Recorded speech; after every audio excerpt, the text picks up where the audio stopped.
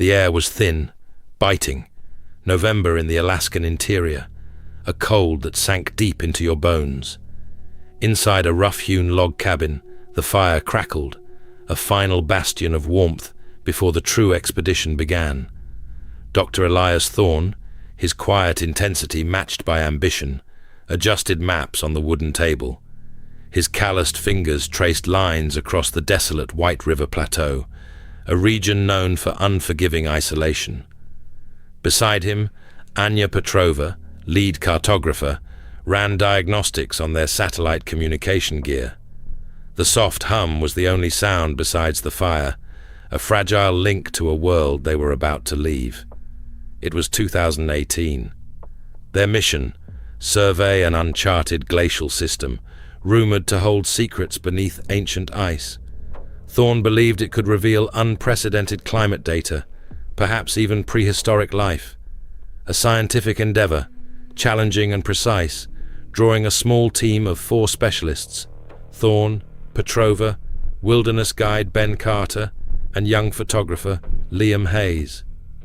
This last night, deep within the Wrangell St. Elias National Park, was filled with mundane rituals, checking rations, equipment, final emergency protocols. The cabin felt like the edge of the known world. Outside, the vast, silent wilderness waited, towering peaks, dense forests, shifting ice. They were ready, or so they thought. The first week was grueling but successful. They moved efficiently, traversing ice fields and scaling ridges. Weather held, unusually clear, offering breathtaking vistas Liam meticulously documented. Spirits were high, pushing deeper into uncharted territory. On the 8th day, a subtle shift.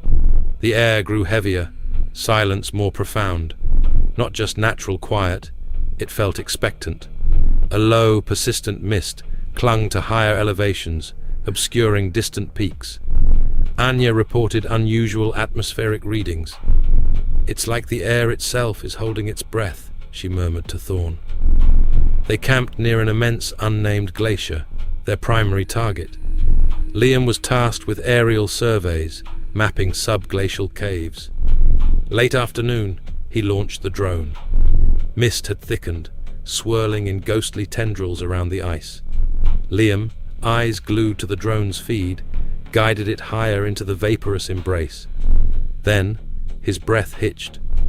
On screen, for a fraction of a second, an impossible anomaly flickered. A structure, a distortion. He snapped a quick photo, instinctively. The drone then lurched violently, signal cutting out. "Lost it," he muttered, voice tight with unease. The photo, grainy, indistinct, but undeniable. A dark, jagged shape within the swirling mist, unlike anything natural. Thorne's brow furrowed. "Send it," he ordered. "Send it to base, immediately."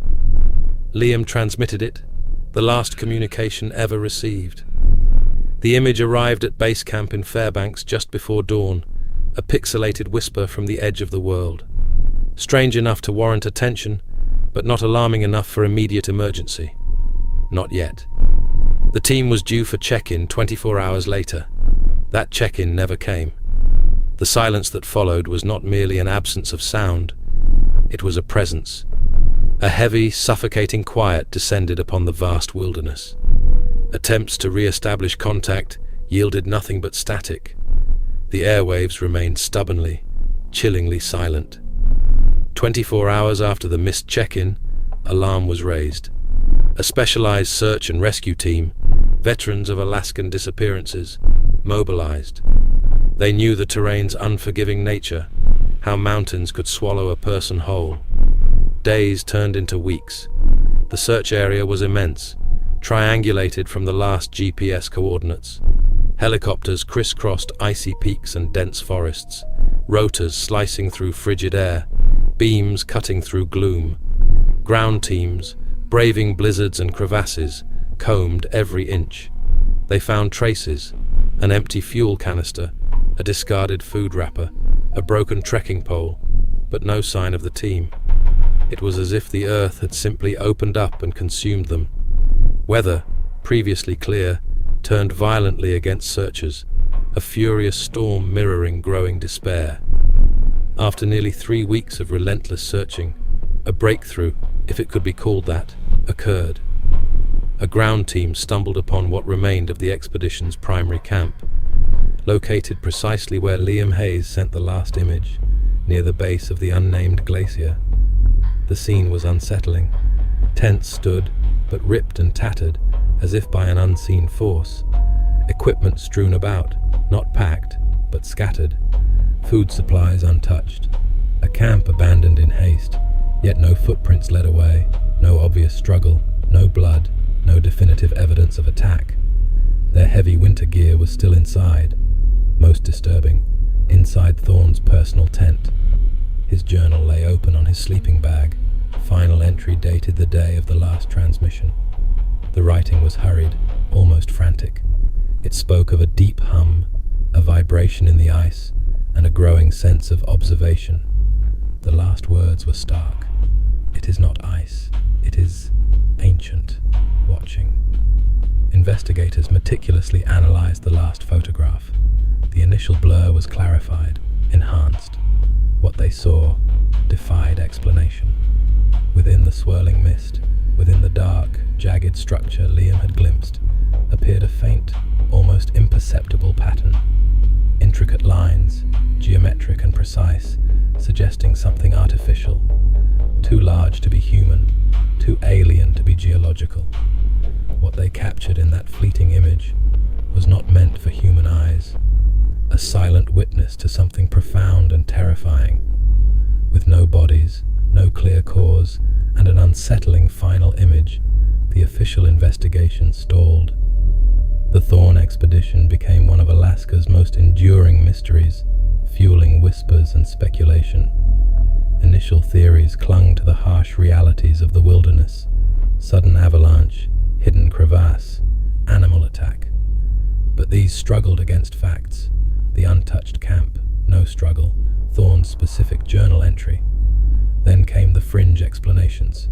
Extreme weather phenomenon, so violent it disintegrated the team. A human element, rival group, hidden claim, clandestine operation. But again, evidence was absent. No other groups, no signs of conflict. And then the whispers around the final photograph, the impossible details within the mist, the ancient entity in Thorne's journal. Those with an open mind suggested something else. A geological anomaly, a sinkhole to a subterranean world, an unknown phenomenon, perhaps electromagnetic, capable of dematerializing organic matter, or something far older, stranger, lurking beneath the glacial ice, awakened by their presence, reacting to their intrusion. The image, they argued, was a glimpse of something beyond human comprehension. Years have passed since the Thorne expedition vanished. The unnamed glacier continues its slow march, shifting under millennia of weight. The White River Plateau remains isolated, unforgiving, a sentinel guarding its secrets. The last photograph, grainy and unsettling, circulates in the hushed corners of the internet, a digital ghost. It offers no answers, only more questions. What exactly did Liam Hayes capture? What did Dr. Thorne discover? And why, despite an exhaustive search, were 4 experienced individuals, equipped for the harshest conditions, simply gone? The wilderness always keeps its secrets. Some it guards with a chilling finality. The Thorne expedition went looking for answers in the ancient ice. Perhaps they found them. Perhaps they became part of the mystery. Another silent, unanswered question echoing across the desolate, beautiful, and utterly terrifying Alaskan interior.